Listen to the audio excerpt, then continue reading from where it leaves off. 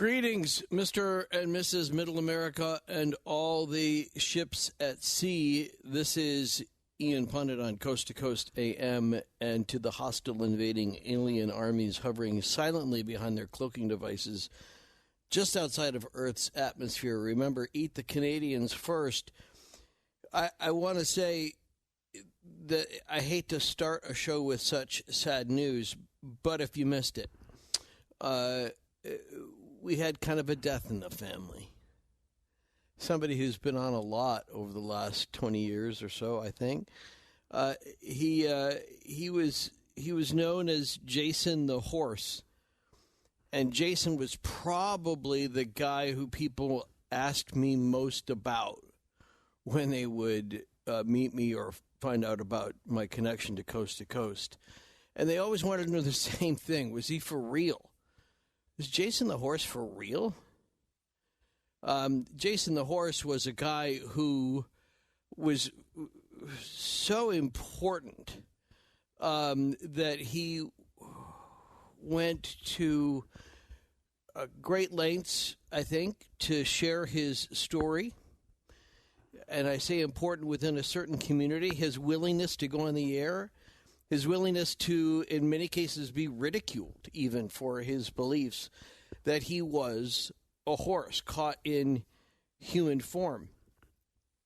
That he once wrote me a letter, and a long time ago, after we had been talking about reincarnation on the air. And he told his story in such a way that was so believable and so sincere that I proposed that we should put him on the air as a guest. And I remember there was even just the slightest bit of pushback, a little bit like, oh, come on. And I was like, nah, wait till you hear this guy, you know. And when he came on the air, I think people were initially shocked that somebody would make this claim that they had been not just a horse in a previous life, but the soul of that horse that he had once been, the physical form that he had once been. The soul that was in that had carried forward into his human life. Who am I ever to determine whether or not that could possibly ever be not true when he was so open on the air in discussing it? So I don't know much of the circumstances of his death, except I know that he had a kind of a constellation of ailments, one of which I think was an autoimmune disease. And he was bedridden for a long time. He didn't have much energy. And the few times that he came back to visit with us on Coast to Coast, he had to time it out just right so they could come on the air and do a good show, and he did. But if you missed knowing who Jason the Horse was in life, here's a clip from 2009 when he was on Coast to Coast AM. Roll it. Most people are familiar with the term lycanthrope, which means a wolf man, or the actual meaning means a wolf spirit in human form. And so Therian is more of a generic term of any animal spirit in human form. I'm an equine therianthrope, or Therian as the term is normally used for short. As an equine, you started to have a realization of your status early on in life. Can you talk about the timeline of that revelation? When I was about 1.5 to 2 years of age, there was an incident where my mother and father and I had gone downtown in the car. My mother was holding me, and there was one of those large billboard signs, and it was for the old, I couldn't read obviously at that tender age, but I remember the logo. That's how I remember. It was a billboard for BOAC, the old British overseas air carrier. And what it showed was an oblique view of an English countryside, with the fields, the hedgerows, and the stone fences. And as I looked at that, suddenly, from out of nowhere in my mind, I suddenly found myself, in my mind, remembering trotting down a road pulling a two-wheel cart. And it felt very good. I enjoyed that. I didn't, of course, at that age, I didn't even try to analyze. I didn't know what analysis was. I was just a baby at that time. But I kept staring at the billboard because that seemed to keep that memory going. And all I remember was my mother and father looked at me kind of strangely because I kept staring at the billboard, but they didn't say anything because they just figured I was absorbing information like children do at that age. And thank you, Michael Cossio, for finding that clip so fast. That was typical of our conversations, Jason the horse. His willingness to talk about both how he first came to understand that he was a horse, and then one of the last times he was on, we talked about his death. And I'll share that coming up a little bit later on. Big show tonight. New tranche of UFO videos released surreptitiously. Just sort of dribbled out the window in the night. But we'll tell you more about what's in them coming up. And we'll also have guest Deanne Stillman back. You might remember her from a show we did about killers in the desert in the Mojave 29 Palms and Desert Reckoning. Well, she's been doing her research since then on the conspiracy between Lee Harvey Oswald and his mother. And that's next hour on Coast to Coast AM. This is Ian Punnett. Those who follow me on Twitter or X at Deacon Punnett had caught the announcement earlier about Jason the horse. And that's always a good way to keep in touch, too. If you'd like to, it's on X. I still can't get my head around that. And you can link up to me there on Coast to Coast AM. Look, one other thing to mention just about Jason the horse. Some people had asked what the cause of death was. I don't really know. I had somebody who was friends with on Facebook had reached out. So anyway, he died in Fairbanks, Alaska. He was a follower of modern shamanic practice, and he believed in his reincarnation as a horse. He just never felt comfortable as a human being. And maybe some people can relate to that. They cover it up with other things. But in his case, he just turned around and decided to make himself a great guest. Sweet guy, too, on Coast to Coast AM. I hope he found some peace as well. And many people have been commenting on him on my Twitter page on this. And in particular, just kind of hoping that this means that he's free. That this guy who wanted always to be nothing less than just a horse that was free in a pasture is in fact free somewhere, at least from the ailments that have been plaguing him for so many years. I'm not an expert on what is in or not in these new UFO videos. I'm more surprised kind of how they got released. And that part is always what's surprising to me when UFO videos are only meted out because somebody used FOIA.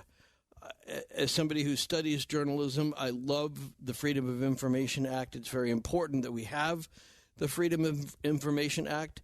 And this is why. Is that you, us, the citizens, we can petition, we can argue for the release of videos of anything that's in the executive branch. Sometimes it can come out redacted, but they have to make an argument for why something has to be redacted. There's a new article out. Maybe you saw it. Again, the article slipped out as quietly as the information itself. A tranche of new videos posted to kind of an obscure site. Richard Dolan, of course, is a legend in the field of UFO research, and he joins us here live on Coast to Coast AM. Hi, Richard. Hi, Ian. Thanks for having me on. Oh, please. Thank you for agreeing on such short notice. Did you have a chance to see the article or to actually see some of the videos that were posted on this weird site? I mean, it was like not the place that you would expect to see UFO videos posted. Well, actually, I looked at the videos at the U.S. Customs and Border Protection website. Yeah. Why is that there? Let's just start there. Good question. What? I don't think anybody has an answer to that. I'm not sure. I mean, first of all, they were released very extremely quietly last August, early August. I think it's August 9th is what I saw. Yeah, but very quietly after, they made such a big deal about some of these other videos, and look, we're finally giving up this information, and I take a look at these, and I don't know, it just suddenly, that was a Pentagon thing, there was a press release, there was context with those videos, they may have had commentary, in this case, it just suddenly appeared. Yeah, nothing. Yeah. Well, not only nothing, I mean, they're actually interesting videos. I saw them all, and it's really hard to know what they are. The most famous one, I think most people have been talking about, is the Aguadilla, Puerto Rico video from 2013, and we should talk about that. That is an interesting video for sure. But there are some other ones, too. They show very seemingly, fast-moving spherical types of objects, usually like white spherical objects, just clipping along over a lot of terrain for a long distance. And I don't know what those are, and there's not a lot of data. The data's all fogged out, so you really don't know, like, where are these? When were these? What's the altitude? What's the speed? You can't know any of that, so there's a lot of data that's just missing. Yeah, but they're interesting nonetheless.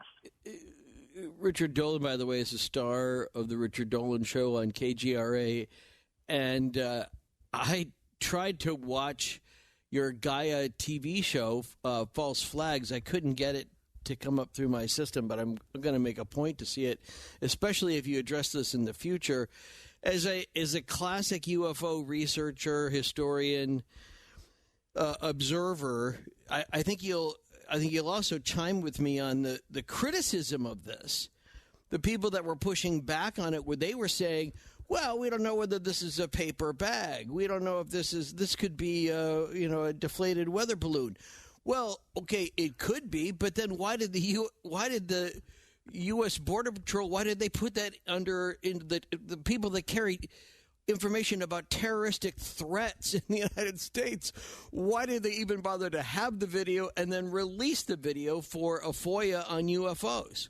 Yeah, well, I have a very difficult time, honestly, seeing some of those very prosaic explanations. I've heard them too.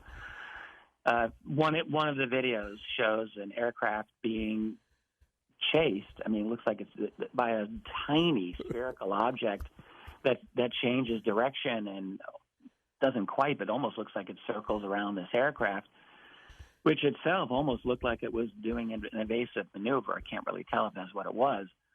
But that thing was moving at a very, very good speed, and it's such a small object. You have to ask yourself, it's all of them. They look very spherical. They look small. And you have to ask, all right, there are spherical drones. We know this. And but they're not designed for speed. They're designed for maneuverability. And I don't think that they're supposed to be that fast. And some of these were really quite impressive. One of them was actually several videos that they shot for this one, some kind of drone, maybe a Reaper drone, I don't know what, but was following this whitish object going over a very, very extensive distance. And you could see that it was a white sphere, but below it, not attached, was this a triangular light source. I don't know how they were attached, what the relationship was. Right. But it was moving at a very good clip as far as I could tell. And it had you wonder, like, what is the power source of this? How does a smallish spherical object move at that speed? That's not a paper bag. It's not a balloon. I can't see that as a balloon unless you're in the middle of a hurricane. Right. And then but the plane is steady. The observer is right. I mean, video is steady. So if it were in a hurricane, you'd think you'd see at least some yaw or something from the plane. No, that's right. Yeah, it doesn't make easy sense as a man-made object. It's a challenge. I mean, I'm not stating that I know everything about drone technology. I certainly do not. But that one and some of these other little white spheres. Very difficult to explain. Of course, it has to be said, this is nothing new in the history of UFO, UAP sightings. Spherical objects have been noted for decades and generations.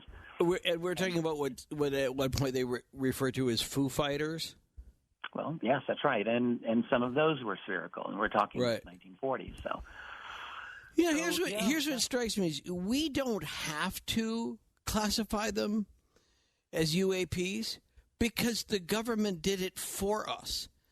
So it's not like the FOIA request was release all sorts of videos, whatever you have that's just lying around.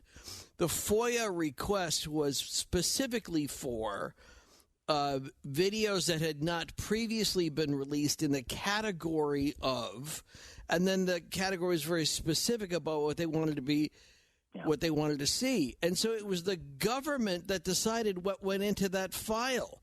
So why would the government look at that and go, oh, well, that's just a paper bag, but let's throw it in there anyway just for snicks? Well, not only that, but you can see in many of the cases the camera is actively looking for and tracking the object. So does that mean does that tell you it's following on radar and then the camera follows what is showing up on some other display? Well, that's an excellent question. I don't know in all of the cases, in fact, of any of these cases, because, again, there's little to no actual data that is offered for most of these videos.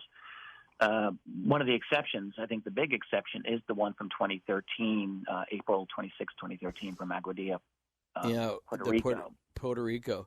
I want to save some time for that, so hang on to that. We'll get back to that. I just don't want to get started with it and then get to the bottom of the hour break. Not when there were some other videos involved. And, okay, so maybe they aren't as dramatic as some of the other videos. And maybe we don't have all of the astonishing audio that we had in some of the other videos. But the fact is they exist. And I don't know of a time, perhaps you do, when these were released, when any videos pertaining to this were released on the U.S. Border Patrol website. No, I don't think that's ever happened before. I think that's a new thing. I mean, you can also say prior to 2019, when the government officially released the 3 videos that had come out previously through basically the TTSA group, I don't think there had been any government release officially of any kind of UFO, UAP video. I'm not aware that they actually officially did any of that. So this was something new. And, the Border Patrol, I don't think they ever did anything like that. I mean, it's not like somebody over the Border Patrol is going, hey, we could use the hits. We could use the page views because they're getting plenty of activity just with regard to what's going on along the border, I would think. Well, so why through FOIA? I mean, what I have believed for the last many years now, especially since 2017, is that we're probably witnessing some kind of struggle or battle even within the establishment government over this issue. Yeah, I think so. So you've got, 70 years ago, Donald Kehoe was talking about them as the secrecy group. Right. And then his guys, you could call them the insurgency, and I think maybe that's how we can look at them today. I think there is that old secrecy group. It's still going, but there's a group within that establishment that doesn't seem to hold that party line about the matter of UAP or UFOs. And I think there's always been groups that are sympathetic to getting some of this information out. And perhaps that was in evidence with the release of these videos, for all we know. Well, but I think even that in itself is interesting. So is it their turn in terms of the U.S. Border Patrol? If they had a representative to that study group, is it their turn to release it, or were they forced to put it on their website because nobody else wanted it? And that's the part. It just seems so anomalous. I mean, why not put it on the U.S. Smithsonian website? Why not put it on the Air and Space Museum website? And what is that? I don't know. I just don't understand. I mean, when you think about it, I mean, Border Patrol is probably as good as any other agency that might be able to catch video footage of something unusual. I mean, they've got cameras. They are patrolling the border. That's their job, right? So they've got surveillance capabilities. And so I guess it really isn't that illogical when we think about it that they would have some video footage. Okay, and here we go. But let me then that leads to a conclusion that this was not video taken by anybody in a military plane or in a plane in a jet that was patrolling the borders per se for, I don't know, the coast, the Coast Guard, or for the some sort of state national guard. This was actually a border patrol plane taking Border Patrol video and putting it on the Border Patrol website.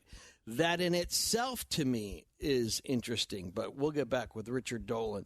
What a researcher, what a guy, what a historian. Great books, great videos. And we'll talk about the new tranche, the secret tranche that got released earlier this week on Coast to Coast AM. This is Ian Punnett. We're going to have Richard Dolan tell us the story about the Puerto Rican video coming up in just a second. And then Deanne Stillman and her research on the conspiracy between, it's a very interesting take, between Lee Harvey Oswald's mother and what some people consider to be I'm going to use this term, don't shoot me for it, but the fame whore that was Lee Harvey Oswald. He was seemingly always trying to get in the spotlight. So what was it about that? And what could be deeper into that relationship that has been talked about but never fully explored? Coming up next hour on Coast to Coast. So I played Old Town Road there from Lil Nas X with a little Billy Ray thrown in because it's a sort of our own little tribute to Jason the Horse, Jason Wentworth, a regular guest here on Coast to Coast, who, when he first came on, talked about his life as a horse. Last time he was on, I believe, I asked him about what he saw as kind of his own epitaph, if you will, right?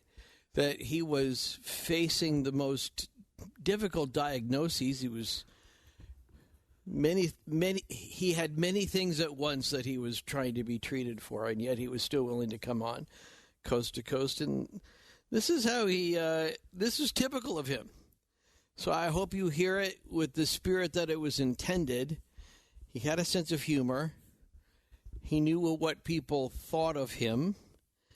He also knew that he was very comfortable in his mental skin, just not his physical skin.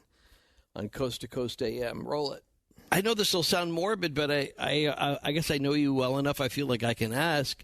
In some respects, when you die, will it be a relief that you get to finally shed the human body with which you've been suffering? Yes, it shall be. In fact, my case is, though it won't happen tomorrow, or perhaps not next year, but my primary care physician did say he's known other patients who had the same combination of diseases that I have, and he said, if I were you, I would get all of your final affairs in order, because this was when I was 53. I am now 55. He said, I would get your final affairs in order because you're at the outer limit of people surviving. In other words, I know I don't have much time, but I've been at the edge twice before of dying, so it doesn't bother me at all, and I do look forward to it. It's not in the way that a suicidal person does. I mean, right. I live each day, but when it does happen, it'll be, oh, I'm glad it's done. Right. Like when you had a job you've had to do and you're finally finished with it. Right. Yeah, I think we could all relate to that. Well, he lasted 18 months after that conversation, and I will say, without fear of being mocked, much like how he lived his life, Jason the Horse left hoof prints on my heart. On Coast to Coast AM, this is Ian Punnett. Thank you, Michael Cascio, for finding those clips of Jason the Horse on such short notice, and for Ryan Stacy for putting up a little in memoriam at coasttocoastam.com, where earlier in the week you saw also a story about the so-called Mexican alien bodies that were presented in front of the Mexican Congress. Now, I mean, we're all right to be skeptical. It's important to not be so open-minded that we, fall in and just kind of believe anything. So I turn to you, though, Richard Dolan, who is a classic research ufologist who was leading the way when others were less likely to come out and speak publicly, and producing media content, which allowed other people to follow what you were up to. If nothing else, the Mexican story of the Mexican Congress, even though it seems totally bogus, it should remind us that this is an international story. It's not just us. It's not just, in some Hollywood B-movie way, us versus the aliens. It really is the whole world in trying to understand these UAPs who have been appearing all over the world and being caught on video doing it. That's exactly right.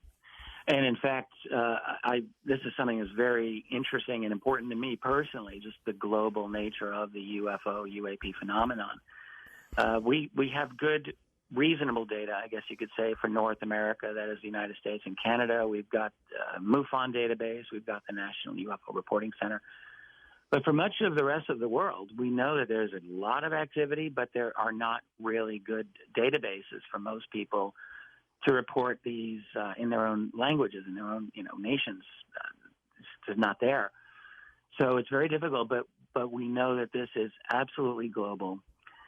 And the one thing that I don't really hear a lot of researchers asking is, what are these things actually doing? Like, when you see a UFO, what's its mission? What's happening there? There's certain types of sightings that are very interesting to me. Dead of night, 2 a.m, sightings of low hovering aircraft over people's neighborhoods. It's one. But, of late I've been looking at a lot of water-based UFO cases. I'm doing a lot of research on that, USOs, and that's another aspect of it. Like, what are these things doing in and coming out of the water? Seen entering and leaving large bodies of water, which has I'm, as somebody who grew up around Lake Michigan, I'm very interested in that story. Mm-hmm. Yeah. Because that seems to be very consistent with the disappearance of a lot of these sightings. Well, I mean, look, our planet is more than 2/3 water, covered by water, and most of us, we're landlubbers. We're not out in the middle of these large bodies of water, and so there's a lot that most of us are just not seeing. But I think that there's quite a bit going on there. I'm convinced of it now. In this case, earlier the week, these 10 or so videos were released by the U.S. Border Patrol, put on their website, and I threw out the idea that, what this means then is that this is U.S. Border Patrol video, not Pentagon video, and that the U.S. Border Patrol put it on their website because they have a file going of concerns about potential terrorist threats or threats to our national security. And so these are some of those videos. They make them sound like, the critics make the U.S. Border Patrol sound like a bunch of, folks from a MUFON convention or something. And that's not what they're doing. I mean, in fact, there's absolutely no explanation that's offered on why these videos were dropped in the middle of the night. No, I think that's true. I've not been able to find any reason. Yeah. So this is something, this is for further inquiry and research, I would hope, and maybe we'll get some answers as to why this actually was dropped when it was, why it was dropped silently with no fanfare whatsoever. I mean, all of these are interesting questions. And then, frustratingly, it would be nice to have seen some data along with some of these videos, honestly, a little bit of even commentary. None of that existed, but even the data on the videos themselves makes it very difficult to analyze. We don't know where these were done.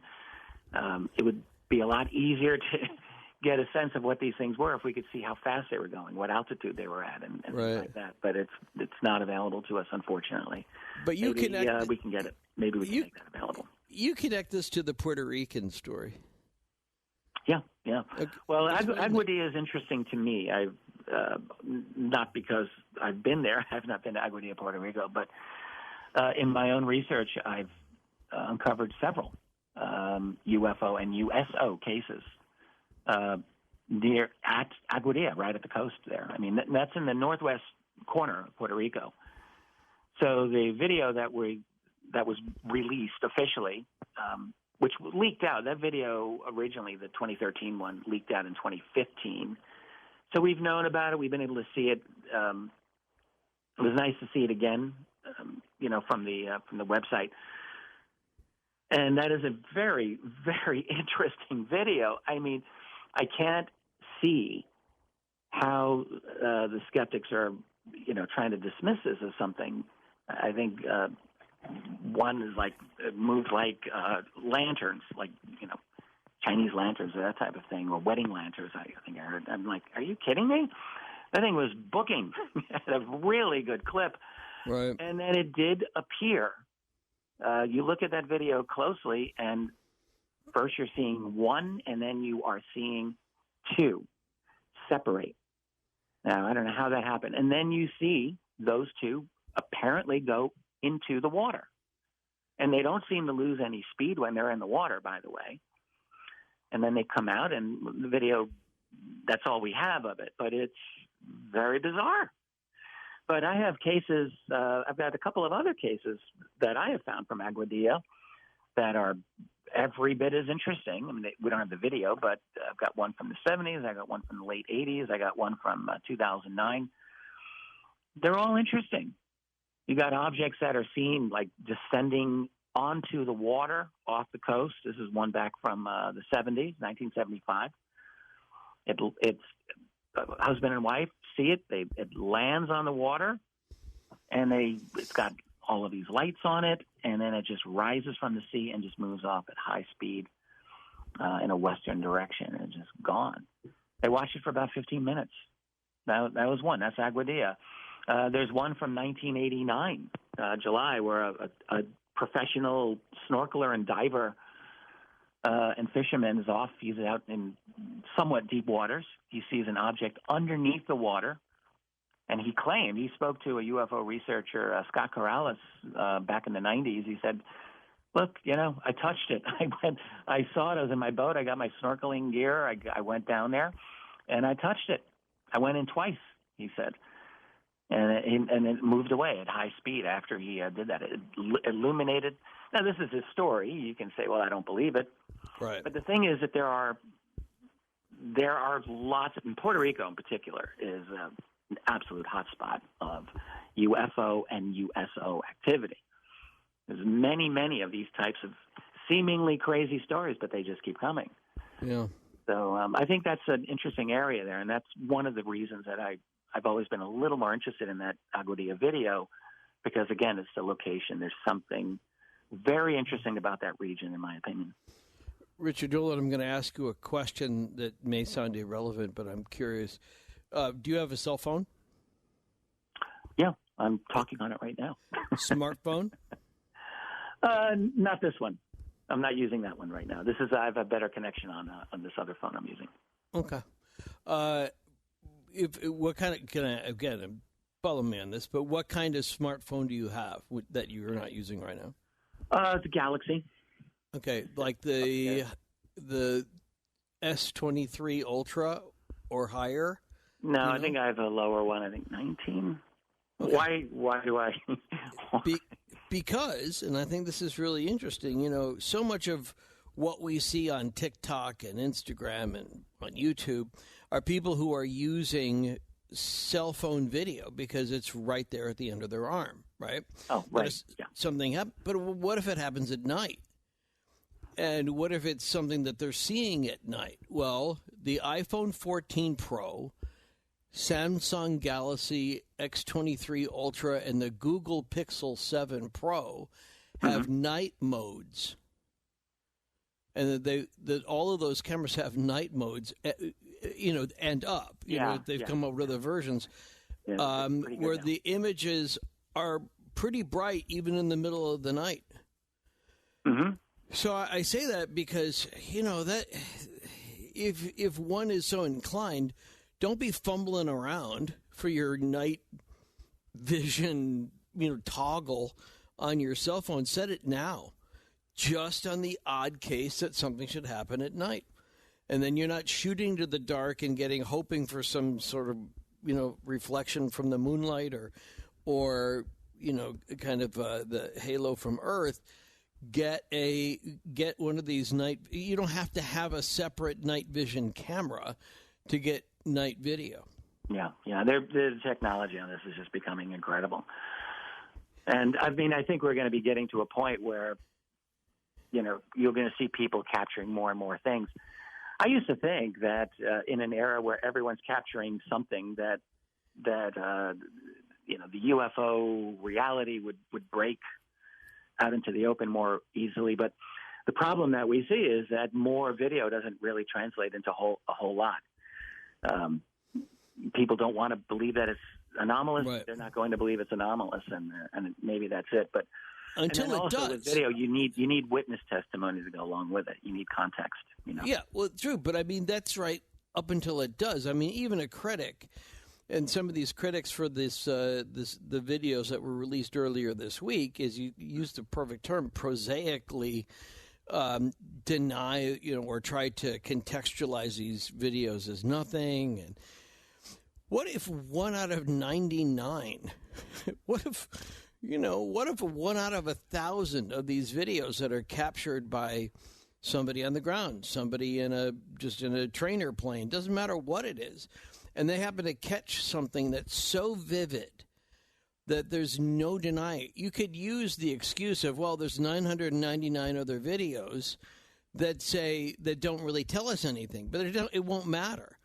Once that type of video becomes available, it's just logic and it's history in our culture that changes everything. That, a lot, and I'll use this, and it's maybe a poor analogy, but I think it's true that a lot of people had died from AIDS, and there were mainstream Americans, sadly, weren't moved by that.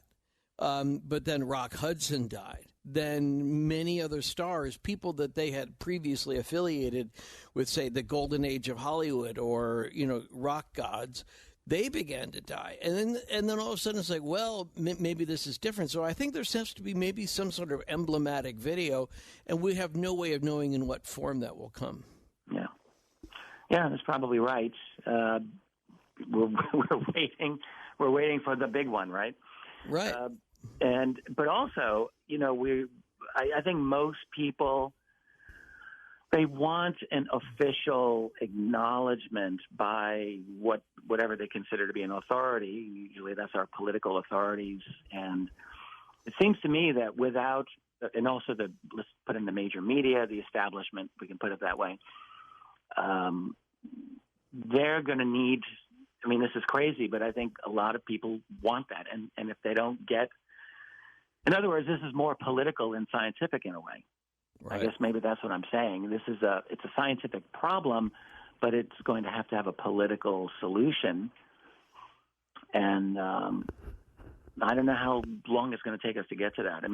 There's a struggle going on within the establishment. I firmly believe that that's happening. And I think that could be partly behind anyway, why this release happened as it did. And maybe that it explains why it happened so quietly, for all we know. But how this struggle is going to work out, will it work out in the sense of the insurgency, as I like to think of it, wins? Well, they haven't won yet, and it's been 80 years. It's been a very long time. There's a lot of power on the other side of that fence still on the secrecy group. So we're going to have to see how this all turns out. You got a big "I told you so" coming. What's interesting about this video, and again, we're talking about U.S. Border Patrol video that came out earlier this week, without any context of why, and if it's not U.S. Border Patrol video, what's it doing on a U.S. Border Patrol website? But right. Good point. Yeah. Yeah. I don't know. I just think that is a primary question that needs to be answered, but nobody's answering any questions about this. They're just simply saying, well, there it is.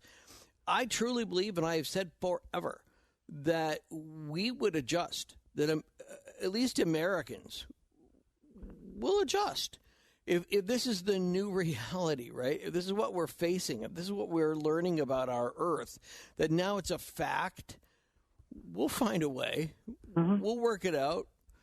Probably another government agency or something like that, but we'll work it out. Richard Dolan, thank you for everything. Link up to Richard Dolan on coasttocoastam.com for his regular work in media, and then also specials like the one he's got on called False Flags on Gaia.